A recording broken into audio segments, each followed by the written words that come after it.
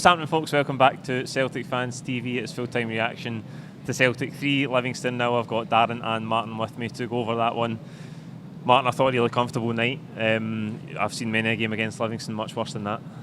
They came to part the worst, didn't they, as they always do, and wasting time from very early on in the game, playing the ball up to the corner just to buy themselves some time, and they came to frustrate. And didn't get that feeling that it was going to be that type of game. I thought we'd get the goal, but of course the first 20-25 minutes, nearly 30 minutes passes by and the goal doesn't come. But then the first goal goes in and 3 goals come in 15 minutes, so it meant that half time it was really comfortable, and then the second half was just a formality. It was a case of can we get some more goals, and I thought we should have probably scored another 2 or 3 at least, maybe more than that in the second half, but we played it in a different gear in the second half. Once we got those 3 goals, it was pretty much, and of course the changes can be a good thing or a bad thing. They can bring a bit of freshness, but equally you lose a bit of momentum, as you change your personnel, particularly when the newer guys come in. But yeah, overall, a really convincing victory. Aye, absolutely. Darren, I thought it was good intensity early in the game, got down the sides a lot, a few balls across the face of the box, just nobody on the end of them. We get the breakthrough for Greg Taylor. What a brilliant strike. He's got to be a contender for Player of the Year, surely. Oh, 100%. Just his main thing is consistency, Paul, I think. And I think that goal that he scored was crying out for somebody just to have a pop, I think. As you said there, we were hitting a lot of low-driven balls in, no one's getting on end it. It was getting a bit frustrating. It felt like we were trying to maybe overplay it and walk it in it. So I think good for somebody just to put their laces through it, maybe for the edge of the box, and eventually that shot did go in for a full-back to score a goal. Really impressive. I think Greg Taylor's only goal was at Hearts and it was a tap-in, so really impressed with that, and it really did get us going. I think Martin said it settled us, and we went in 3-0 at half-time, and I think the game was over by then. It was a pretty dull second half. I mean, the intensity wasn't there, but the attitude is there when you go in at half time. The game is pretty much won, and as Martin, you said there, when you make the changes, the tempo kind of drifts. I don't mind the changes coming on, like the likes of Callum McGregor coming off, just save him, keep him for bigger games. Like a lot of big games coming up, so like Iwata coming on, getting more game time. So all positives, mate. Aye, absolutely. Greg Taylor, shout for Player of the Year. Aye. I mean, you think how far he's come. He was a whipping boy for a long time, but he's just got better and better and better, and he's now really, really consistent. I thought he played quite far up the pitch. I mean, we probably could have played the one at the back with big Carter Vickers at the back and maybe going a 1-5-4 or something like that, or a 1-4-5. It kind of felt like that at times, but that allowed the likes of Taylor to get forward and play in the real offensive. I thought, shout out to Tati for the first goal.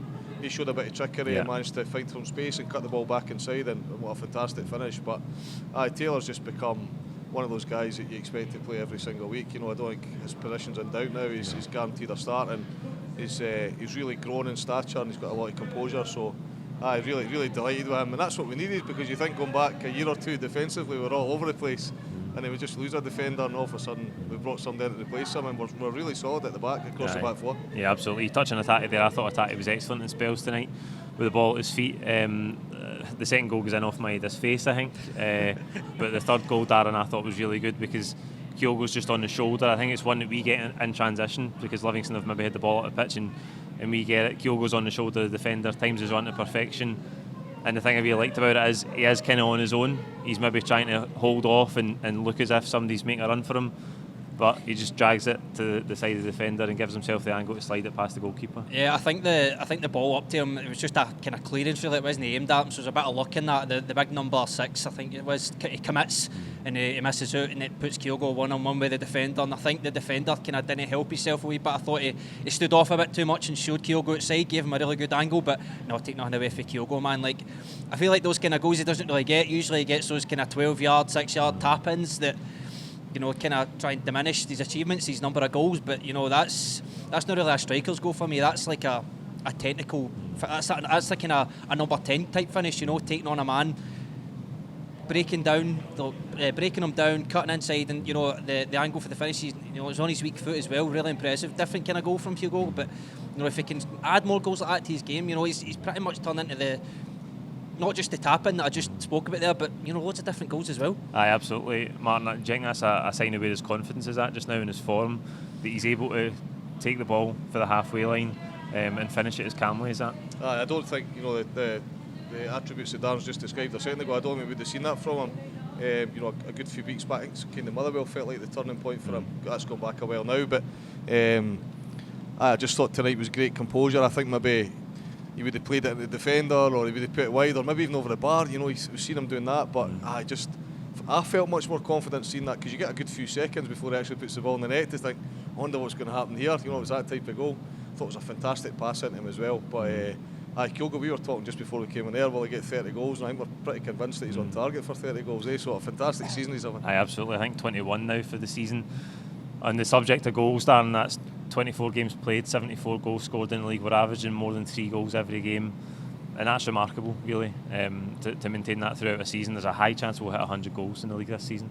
No, it is, and I think it sums up Ange, really, that is. So it's Ange, it's the way we play, and, you know, there's times gone by, like, where we could, back years ago, we could score 5-6 in a game, and then next game, we would only score 1. Like you say, we're averaging 3 a game, like, that's a minimum now, and we think we spoke just after the World Cup that we were going on this wee run of conceding goals.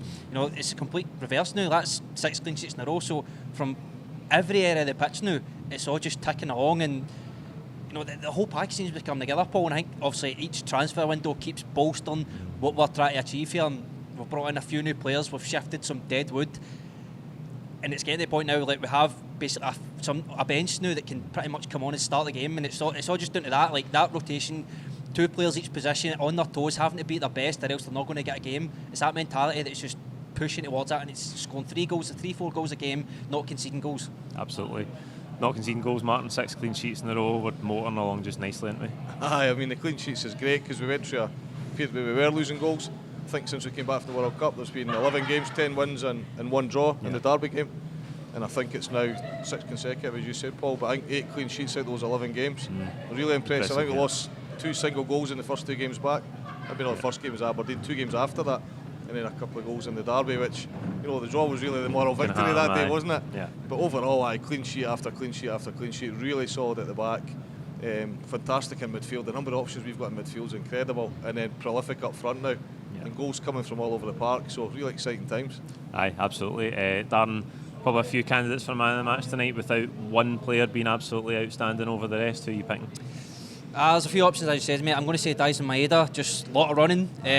Scored the goal, probably a typical Daizen Maeda goal, pure scrappy. Obviously not apart from the Hibs goal, but you know, a typical Maeda goal, just like doesn't know anything about it, hits his face, but not just his goal, loads of running as well. And I thought it was quite brave tonight, taking on that fullback. Usually I think Maeda, sometimes when he lacks confidence, he doesn't take his man on, but I thought he'd done that quite a lot tonight. Even just getting crosses in, a lot of times crosses didn't amount to anything, but he was putting himself in that area. So Daizen Maeda. Martin, is there a standout for you tonight?